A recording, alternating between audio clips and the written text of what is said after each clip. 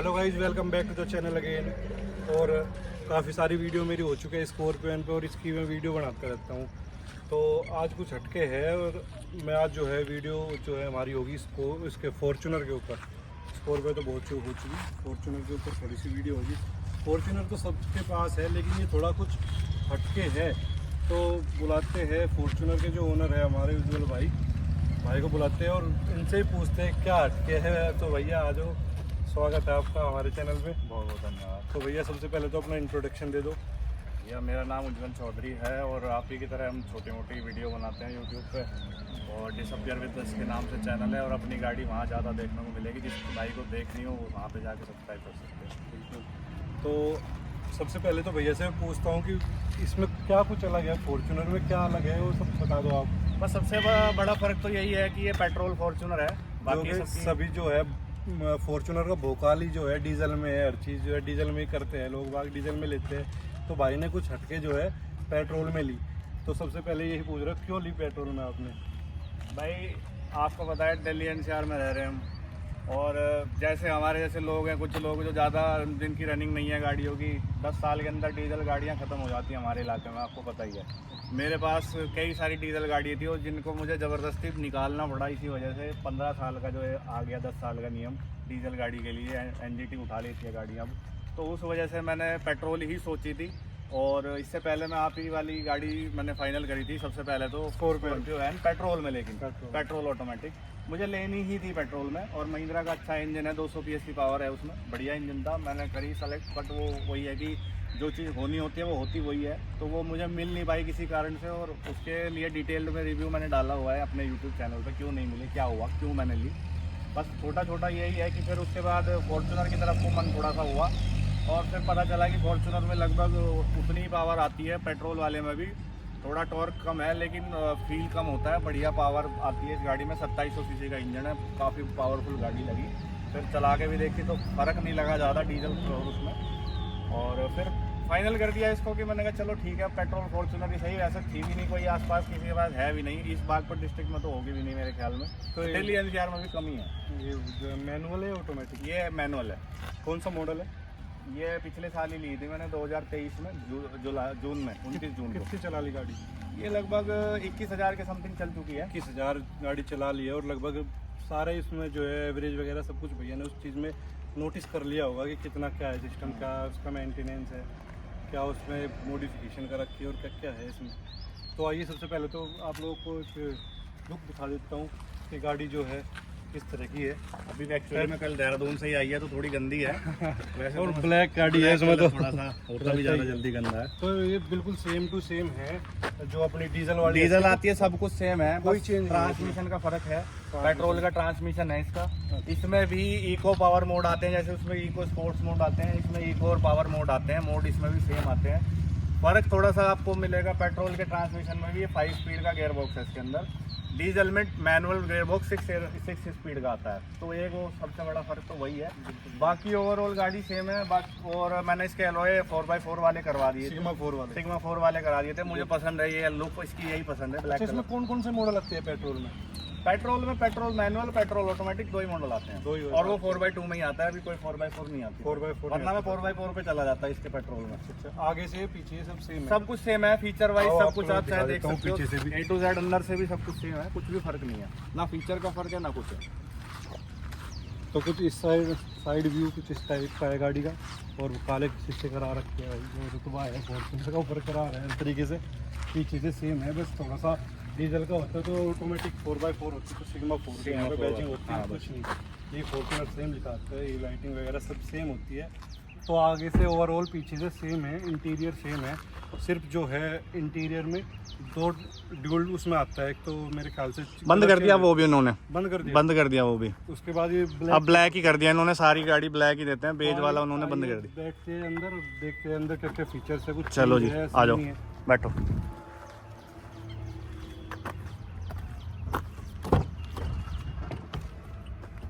कुछ अलग से मॉडिफिकेशन कुछ किया है इसमें आज तो? मॉडिफिकेशन बस मैंने इसमें छोटी मोटी करा रखी है।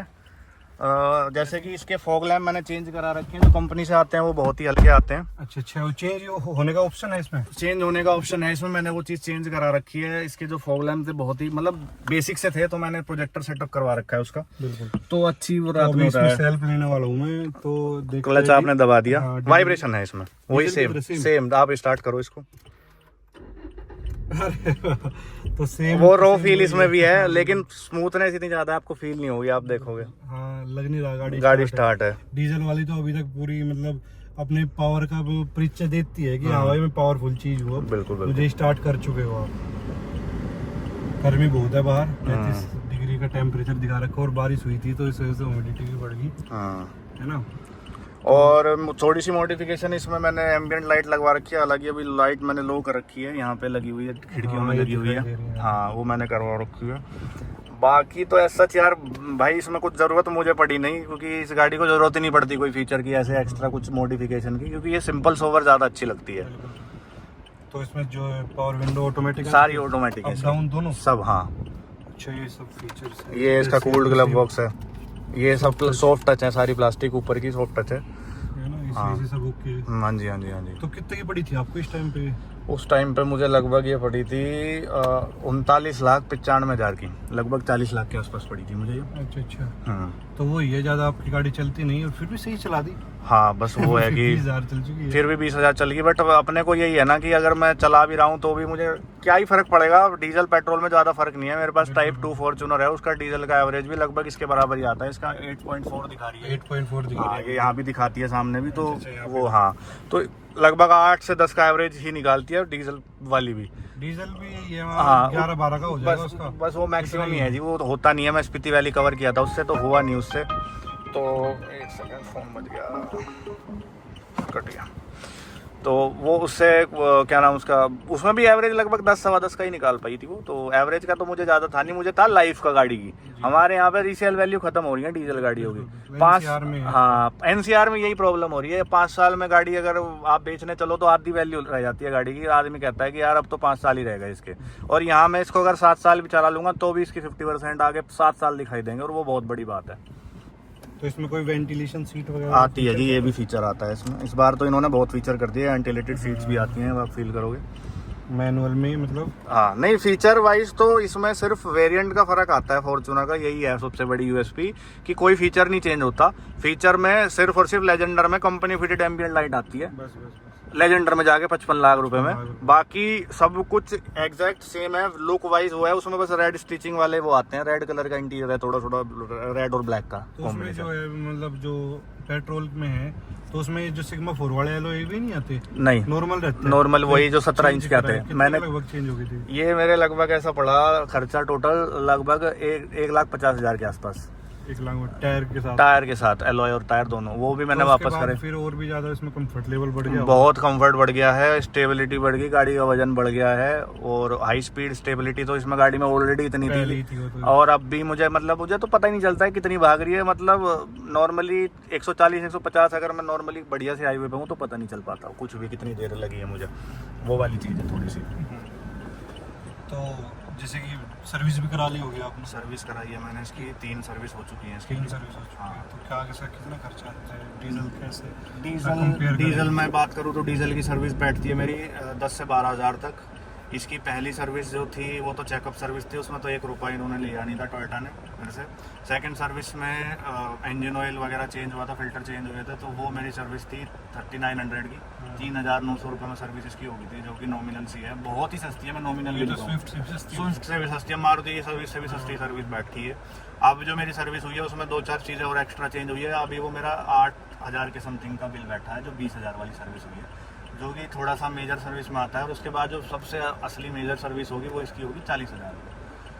30,000 वाली सर्विस में भी कॉस्टिंग कुछ आने वाली है नहीं ज़्यादा, तो वो भी मोटा मोटा 10,000-12,000 तक मुश्किल जाएगी इसकी। तो यही फर्क है। आप लोग इसे को ले गए होगे कहीं लंबी ट्रिप पे, तो कैसा एक्सपीरियंस रहा? मैं इसको मोटा मोटा वैष्णो देवी पे लेके गया था। सबसे पहले मैंने बोला हुआ था गाड़ी लेती मैं वैष्णो देवी जाऊँगा, तो मैं वहाँ लेके गया इस गाड़ी को। और वहाँ जाने के बाद मैंने एक्सपीरियंस करा इसकी पावर का। पेट्रोल इंजन को थोड़ा आपको आरपीएम के हिसाब से रेव करके लेके चलना पड़ता है, ठीक है। बाकी over the line power same आती है इस गाड़ी की, इसमें लैग नहीं है गाड़ी में। पेट्रोल की एक खासियत होती है कि डीजल में जैसे एक बैंड होता है टॉर्क का कि एक लिमिटेड एरिया में ही वो पिकअप देती है, उसके बाद उसका खत्म हो जाता है, उससे पहले कुछ नहीं, उसके बाद कुछ नहीं। इसमें क्या है 5,500-6,000 आरपीएम तक भी गाड़ी भाग जाती है, उतनी ही पावर से भागती है। तो मुझे इतना मजा आया इसको पहाड़ों पे चलाने में, क्योंकि मैनुअल है कुछ, तो मैं अपने हिसाब से गियर खींच रहा हूँ और मतलब कुछ भी मुझे फील नहीं हुआ पावर की कमी। लोग कहते हैं पेट्रोल हल्की पड़ती है, ये पड़ती है, डीजल जब चलाओगे ना तब आपको फर्क है, थोड़ा सा फर्क है, पावर में थोड़ा सा है, लगेगा फील, तो लेकिन 200 के आसपास की इसमें 165 की पावर है, 165 ठीक है, बहुत पावर है। पेट्रोल के हिसाब से आप बात करोगे बहुत पावर है, क्योंकि पेट्रोल कंबशन तेज होता है, डीजल में टर्बो चार्जर की जरूरत पड़ती है, इसमें टर्बो चार्जर भी नहीं है, बिना टर्बो चार्जर के उसमें पिकअप निकल के लेके जाती है। तो ये ओवरऑल मेरे को ऐसा लगता है कि जिसको बहुत ही ज़्यादा इमेंस पावर और ज़्यादा रनिंग है डीजल पे जाना चाहिए। इस पेट्रोल की फॉर्च्यूनर में भी कोई मुझे समस्या ऐसी लगी नहीं है अभी तक।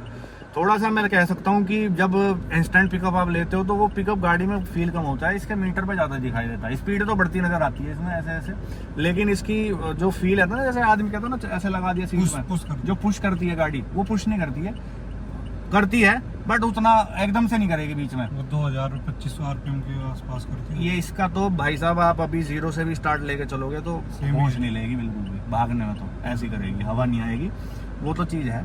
लेकिन बीच में तीसरा गियर थोड़ा सा इसका स्लो पड़ता है, जब चौथे गियर में लग जाती है, चौथे गियर में मैंने फिर तो ये हवा हो जाती है, फिर नहीं हाथ आएगी, क्योंकि आपके साथ हमने वीडियो एक और बनाई हुई है पहले, ड्रैग रेस, हाँ, उसमें 160 तक तो आपकी गाड़ी काफी तेजी से जाती है, स्टार्ट में ये निकल के जाती है, फिर बीच में वो आ जाती है, उसके बाद फिर ये ऐसे जाती है, फिर नहीं हाथ आएगी 160 प्लस होने के बाद। ये 180-190 पेट्रोल वाली भी भागती है इतनी लगभग। टॉप कितनी हो गई? ये 195 मैंने भगा रखी है, 195, हाँ 200 का मीटर है, इतना ही डीजल भागती है इतनी। हाँ, तो उस टाइम आप पेट्रोल को लेने गए थे, स्कॉर्पियन देखी, और भी कोई गाड़ी देखी होगी? मैंने एक्सयूवी भी देखी, मैं महिंद्रा से मेरा थोड़ा सा ट्रस्ट खराब हुआ इस चक्कर में, महिंद्रा से मेरी लड़ाई हुई, मैंने रिव्यू, पहले एक्सयूवी 500 थी मेरे पास, उसके बाद मुझे महिंद्रा ही लेनी थी, मुझे स्कॉर्पियो लेनी थी एन, उसके बाद इन्होंने एन भी नहीं दी मुझे, कमिटमेंट दे के कि ऐसे कर देंगे वैसे कर देंगे, आप ये जमा करवा देना और एसेसरीज लगवा देना, जो भी है, जो बात है सच है, मैं बोल रहा हूँ पब्लिकली।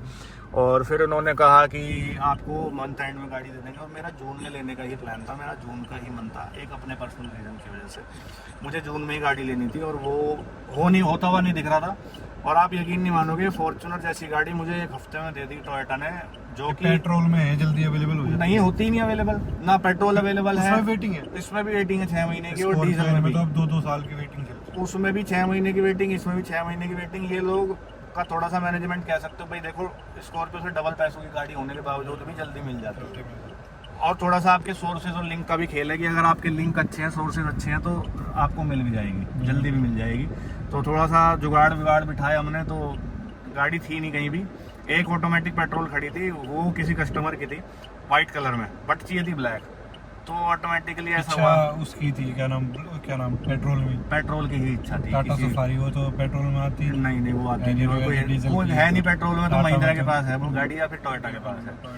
हाँ, तो टोयोटा का तो ट्रस्ट अपनी जगह पे है, तो इसलिए मैंने ज्यादा वो नहीं करा। ये आप 40 लाख तक गए, 39-40 के आसपास, तो उसमें कुछ और भी आपका माइंड में कि यार ये भी हो जाना चाहिए था, और भी ऑप्शन हो जाते हैं ओपन वहाँ पे, और कोई ऑप्शन? जीप कंपास, मेरिडियन, बस एक तो जीप कंपास में थोड़ा सा ये तो 5 सीटर आ जाती है, 5 सीटर, तो ये 7 सीटर है। स्पेस की बात है, कंफर्ट की बात है, हाइट की बात है, देखो वो अमेरिकन गाड़ी है, उसका अलग लेवल पे है चीज़।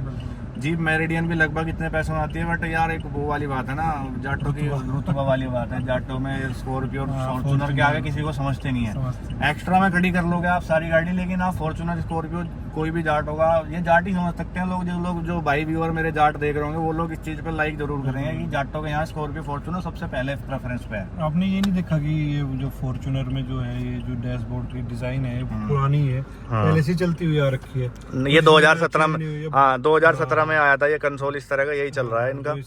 हाँ, बस अब थोड़ा सा ये चेंज करा इन्होंने, अंदर वो चेंज करा इन्होंने, अंदर का मीटर कंसोल चेंज करा, सेम ही है पहले, बाकी सेम है इसका, इसमें बोर नहीं होना, मतलब ये पुराना सा भी नहीं लगता वैसे तो, नहीं सेम ही चलता हुआ आ रहा है, ठीक लगा, मतलब इतना ज्यादा। असल में भाई जो फॉर्च्यूनर लेता है ना, वो ये नहीं देखता कि फीचर सनरूफ, हाँ फीचर पे नहीं जाता, ये फैक्ट है, क्योंकि मेरे पास फीचर लोडेड गाड़ी थी, एक्चुअली 500 थी, सनरूफ भी था, सब कुछ था, लेकिन उसके बावजूद फीचर लोडेड कैपेबिलिटी थी गाड़ी के अंदर, रो चीज चाहिए और रिलायबिलिटी चाहिए थी। जैसे 20,000 चला दिया आपने, हाँ और मतलब हर तरीके से ऑफ रोडिंग भी की होगी, तो स्टेबिलिटी, सस्पेंशन, उसके बारे में क्या? बहुत लाजवाब। मैंने मतलब अपना हाईवे दिल्ली देहरादून वाला बन रहा है, उसमें आपको मैं बताना चाहूँगा कि गड्ढे वाली सड़कों पे, मड वाली सड़कों पे मैंने बहुत गंदी तरह से चला के भी देखा। मैं ये चाह रहा था, मैं ये उसका वो पॉइंट देखना चाह रहा था जहाँ पे ये डिसबैलेंस होती है, मैं वो पॉइंट इसका देखना चाह रहा था। मतलब बहुत लोग बोलते हैं यूट्यूब पे, मैंने देखा है कि भाई बहुत डिसबैलेंस होती है, अनस्टेबल गाड़ी है,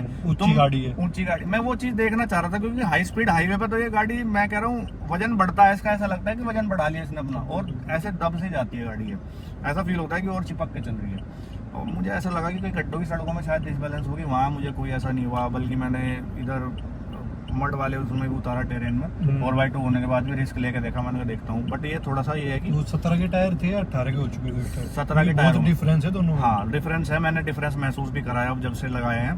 17 में मैंने सारी चीज टेस्ट करी इसकी कि ऑफ रोडिंग में कितनी चल सकती है, क्या है। तो ओवर द मतलब मिट्टी वाली सड़कों पे सबसे पहले फंसती है गाड़ी, उस सड़क पे भी थोड़ी सी स्ट्रगल करा 4x2 ने, लेकिन ये निकल गई। 17 इंच भी निकल गई। और अभी कल देहरादून जैसे लेके गया था गाड़ी में, देहरादून से ही आया हूँ कल रात में, तो देहरादून में वहाँ सड़क बनी रही है, वहाँ पे सब जगह मड ही मड फैला हुआ था, और बारिश में तो वैसे भी बारिश हो रही थी बहुत ज्यादा, और ऐसे इंक्लाइन था, स्टीप चढ़ाई थी, तो स्टीप चढ़ाई में 4x2 गाड़ियाँ सब ऐसे स्लिप मार के वहीं खड़ी थी, बार बार स्ट्रगल कर रही थी। और 18 इंचर्स लगने के बाद से इस गाड़ी में इतना फर्क आया, 4x2 में ऐसे चढ़ी है, थोड़े बहुत इसने स्ट्रगल करा हल्का फुल्का, और ऐसे गई, फिर महसूस नहीं हुई, फिर नहीं, फिर महसूस नहीं हुआ, ऐसा लगा कि 4x4 ही हो गई है। तो यही कैपेबिलिटी के लिए मैंने इसको चूज करा था गाड़ी को, कि ऐसी चीज है कि जहाँ जाऊँगा मैं सोचना नहीं पड़ेगा, और सरदर्द फ्री गाड़ी है, क्योंकि मैंने महिंद्रा की गाड़ियों में सरदर्द महसूस कर रखा है अपने साथ। महिंद्रा में तो बहुत सरदर्द होता है, तो वो मैंने महसूस कर रखा है, तो मुझे वो सरदर्द नहीं चाहिए था। मुझे फीचर मैं गिव अप कर दूंगा, और फीचर वाइज मुझे बेसिक फीचर मिल रहा है। सनरूफ का मुझे ज्यादा फीचर काम नहीं लगा, क्योंकि मेरे गाड़ी में था, मैंने ज्यादा यूज नहीं करा। बाकी एप्पल कार प्ले में मिल जाता है, वेंटिलेटेड सीट इसमें आ रही है, automatic climate control dual zone है, और मुझे एयर बैग इसमें 7-8 एयर बैग आ रहे हैं। तो ओवरऑल मुझे जो फीचर बेसिक चाहिए टोयोटा ने मुझे दे रखे हैं, तो उससे ज़्यादा की मुझे ज़रूरत लगी नहीं अभी तक कि ये फीचर होना चाहिए था गाड़ी में। एक फीचर मैं मानता हूँ जो इन्हें देना चाहिए था ऑटोमेटिक वाइपर का, वो इसमें नहीं है। वो भी नहीं है, वो इसमें है नहीं, वो मुझे बड़ा ओमिशन लगता। ये सब देखो आपने पॉजिटिव बताई, कुछ इसकी जो है नेगेटिव बात भी बताओ जो होनी चाहिए। हाँ, एक इसका ऑटोमेटिक वाइपर इसमें होने चाहिए, जरूर होने चाहिए मेरे हिसाब से। और ये तो चलो अच्छी चीज़ है, ऑटोमेटिक डिमिंग हो गया इसका, ये ऑटोमेटिक डिमिंग है, ये गाड़ियों में ज़्यादातर आता नहीं है, स्कॉर्पियन में नहीं है। हाँ, और पीछे की इलेक्ट्रिक टेलगेट, वो सबसे बड़ा फीचर बहुत ज़बरदस्त लगता है मुझे इसका। मैं एक और चीज़ कहूँगा, रात में अगर आप चाहो इसके DRL नहीं जला सकते, इसमें 2 DRL आते हैं, नीचे वाले ऑन हो जाते हैं, वो बंद हो जाते हैं, ऊपर वाले नीचे वाले जल जाते हैं। और आप इस गाड़ी की लाइटों को ऑफ नहीं कर सकते, आपको यहाँ पे फर्स्ट पे करना पड़ेगा। और इसके फॉग लैंप, ऑटो और वो ही है, हाँ ऑटो मैनुअल में ऑफ, और इसमें फॉग लाइट का ऑप्शन और वो फॉग लैंप को ऑफ कर दो, फॉग लैंप पे करके फॉग लैंप ऑफ कर दो, तो इसकी लाइट बंद हो जाएगी, लेकिन नीचे का DRL जलता रहेगा। तो प्रॉपरली ऑफ नहीं कर सकते इसकी लाइटों को आप, और वो पीछे की ग्लो करती रहेंगी। हाँ, तो वो एक थोड़ा सा मुझे लगता है कि कुछ ऐसा होना चाहिए था कि ऑफ करने का ऑप्शन होता। अपनी प्राइवेसी जो है, हाँ भाई, कहीं ऐसी जगह खड़े हो, कहीं पे आप नहीं आपको दिखाना गाड़ी स्टार्ट है, तो आप वो, क्योंकि साइलेंट तो है ही है, पता भी नहीं चलता। हाँ, अभी हम बैठे हैं ना गाड़ी में, बिल्कुल पता नहीं, वेंट की आवाज है। मैं अगर इसको ऑफ कर देता हूँ, ये रेसी भी ऑफ कर दिया मैंने। अच्छा, यहीं से ऑपरेट है रियर सब? हाँ, सब यहाँ से भी ऑपरेटर, और यहाँ पे भी दे रखा है, पीछे भी ऐसा कुछ भी नहीं है, यहाँ पे भी है, इसका अलग से कंसोल है, पूरा ऑटोमेटिक कंसोल है पूरा। स्कॉर्पियन में तो वही है, टेम्परेचर भी चेंज नहीं कर सकते रियर का, जो है वही सेम चलता है। उसमें टेम्परेचर एडजस्टिंग है, फैन की भी स्पीड और टेम्परेचर सब कुछ एडजस्ट कर सकते हो। अब देखो इसकी वेंट की आवाज़ है, बाकी कुछ आवाज़ थी नहीं, तो वो लाइट का मुझे थोड़ा सा लगा। बाकी उसका एक फीचर एक्स्ट्रा ये भी है कि अगर आपने मैनुअली भी जला रखी है ना, गाड़ी बंद कर दी और गाड़ी की लाइटें जल रही हैं, तो ये जिस मोड पर रखोगे उसी मोड पर रहेगी। गाड़ी से खिड़की खोलते ही फॉलो मी हेडलैम्प फंक्शन है इसमें, एकदम ऑफ हो जाती है। गाड़ी की लाइटें ऑन भी रह जाती हैं गाड़ियों में, जैसे उनकी ऑन ही रह जाती हैं, इसकी ऑफ हो जाती हैं। इसमें सबसे जब हम बंद करके चलते गाड़ी को, ऑन करो तो ऑन हो जाती है। हाँ, ऑन ही रहती है वो, फिर वो इसकी क्या है, ऑफ हो जाती है अपने आप। ऐसा लगता ही नहीं कि तुमसे लाइट जली छूट गई, वो चीज़ नहीं होती इसमें। तो ये सब, और कुछ नहीं है नेगेटिव से? इसके अलावा अभी तक कुछ ऐसा नेगेटिव मुझे नज़र नहीं आया इस गाड़ी में। बस मैं ये था कि इसमें एक चीज़ है कि इसमें 5 स्पीड का ट्रांसमिशन है। इसे अगर 6 स्पीड दे देते, 6 स्पीड दे देते, तो इस गाड़ी की जो हाई स्पीड जो थी ना, हाई स्पीड जो कन्वर्जन था, मुझे लगता है जानबूझ के नहीं दिया होगा, क्योंकि 5 गियर में भी 195 भाग जाती है। और अभी कुछ न्यूज़ कुछ ऐसे रखी, नया फेसलिफ्ट आ रहा है कुछ। हाँ, एक लीडर का एडिशन अभी तो निकाला है इन्होंने, और कुछ अभी कुछ नया भी आ है। सकता है। वो तो थोड़ा सा एंडेवर के हिसाब से मुझे लग रहा है कि रुक रहे हैं ये, रुक रहे हैं। और उसके साथ कैसा करना है, क्या करना है, क्योंकि उसकी बातचीत न्यूज़ आ रही है, लीक हो रही है बहुत सारी। तो अभी ये सब तो इतना हो गया, तो म्यूजिक के बारे में बेसिक सा दे रखा है इन्होंने। हाँ, म्यूजिक इसका बेसिक है, स्क्रीन है। स्क्रीन भी बेसिक है, और मैं इसको जैसे चला के भी कैसे देख सेकंडों को, ब्लूटूथ इसमें अगर इससे कनेक्ट कर दो, वायर्ड एप्पल कार प्ले है इसका, तो अगर उससे कनेक्ट कर दो, वायर्ड है इसमें, वायरलेस नहीं। वायरलेस नहीं है, वायर्ड हाँ, है ये थोड़ा सा है चीज़। बाकी अब तो एक वो आवाज़ कैसी है? आवाज़ ठीक है, ज़्यादा बढ़िया भी नहीं कहूँगा मैं। इसमें आपके 4 स्पीकर और 2 ट्विटर हैं, पीछे का पता नहीं, मुझे है नहीं है। अच्छा। हाँ, ये कंपनी फिटेड है, कंपनी फिट नहीं, कुछ नहीं कराया मैंने। मैं इसको JL ऑडियो सिस्टम कराऊंगा इसको मैं। अच्छा, बस वो खाली एलॉय चेंज कराए हाँ और थोड़ा सा अपने एनवायरनमेंट के हिसाब से। हाँ, बस मेंस लाइट, एम्बिएंट बाकी लाइट और कुछ नहीं इसमें चेंज कराया। नहीं, कुछ नहीं कराया मैंने। बेसिक साइज, ज़्यादा बड़ी स्क्रीन भी नहीं है, इसको ठीक है, नॉर्मल है इतने भी। ये मुझे असल में इन चीज़ों पे छेड़खानी करना मुझे पसंद नहीं है कभी भी, क्योंकि गाड़ी की जो कराना भी नहीं चाहिए। हाँ, ओवरऑल जो लुक है और ओवरऑल जो फील है वो खत्म हो जाती है गाड़ी की।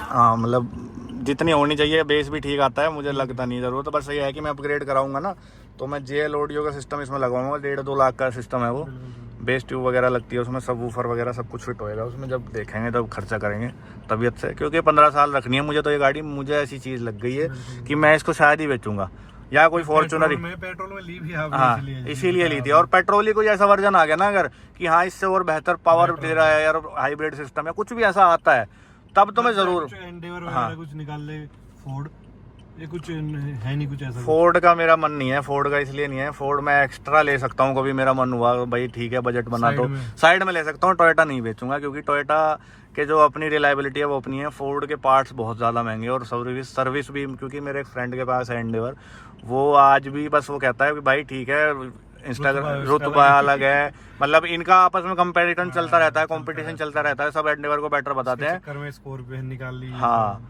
लेकिन उसका भी यही कहना है कि भाई एट द एंड फॉर्च्यूनर ही है, क्योंकि इसका जो है ओवरऑल जो एक्सपीरियंस है ना, वो एंडेवर भी मीट नहीं कर सकती, क्योंकि उसकी जो सर्विस कॉस्ट आती है वो ओवरऑल जो है, जो ओनर की बात करूँ तो वो थोड़ा सा कहता है यार बहुत महंगी पड़ती है। 25-30 हज़ार की सर्विस होती है उसकी, इसकी तो कितनी भी नहीं होती, डीजल की भी 10-12 हज़ार की होती है। हाँ, पेट्रोल की तो चलो सस्ती, डीजल की भी 10-12 हज़ार से ज़्यादा नहीं जाती। 20 के बाद जो 40 वाली होगी, 30 वाली होगी, देखते हैं क्या। हाँ, वो तभी पता लगेगा, उसकी वीडियो मेरे चैनल पे आ जाएगी, उसकी भी जैसे भी होगा। तो मोटा मोटा यही है मेरा ओनरशिप रिव्यू इसका। तो ये जो ओनरशिप रिव्यू था वो फॉर्च्यूनर पेट्रोल में है, मैनुअली। तो भैया जिस भाई को वीडियो अच्छी लगी सब्सक्राइब करें, शेयर करें, थैंक यू।